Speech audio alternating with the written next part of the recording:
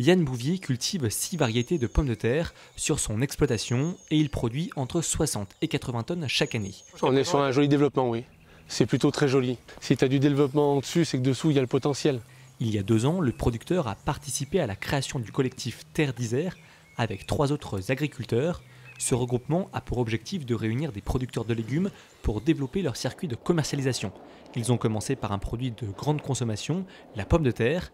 Les leurs possèdent d'ailleurs la marque Isère qui figure sur leur filet. C'est la garantie pour le consommateur qu'il s'agit d'un produit local, de qualité et équitable, avec une juste rémunération du producteur. Ça se vend restaurateur, primeur, magasin de revente, supermarché aussi.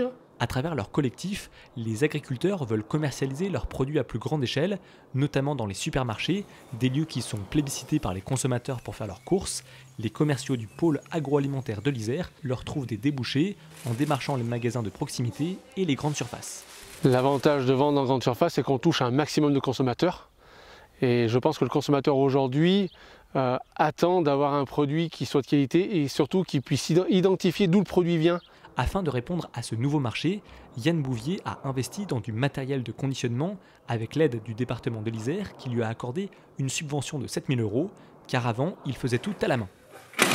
Il fallait qu'à un moment donné, on franchisse un cap. On arrive à en sachet, on va dire 1 tonne tous les 3 quarts d'heure à peu près. Le collectif Terre d'Isère permet aussi à chaque producteur d'expérimenter de nouvelles variétés polyvalentes, plus résistantes et avec un meilleur rendement pour fournir les Isérois en produits locaux de qualité. Il faut qu'on arrive à trouver des variétés qui puissent s'adapter à faire du gratin, faire de la frite, faire de la patate sautée. Il ne faut pas qu'on arrive à que le consommateur prenne 3 variétés différentes. Ça ne marcherait pas. En 2 ans d'existence, Terre d'Isère s'est déjà fait une place dans les rayons des magasins isérois. Après 14 tonnes écoulées la première année, puis 30 tonnes l'an passé, le collectif vise 80 tonnes de pommes de terre cette année.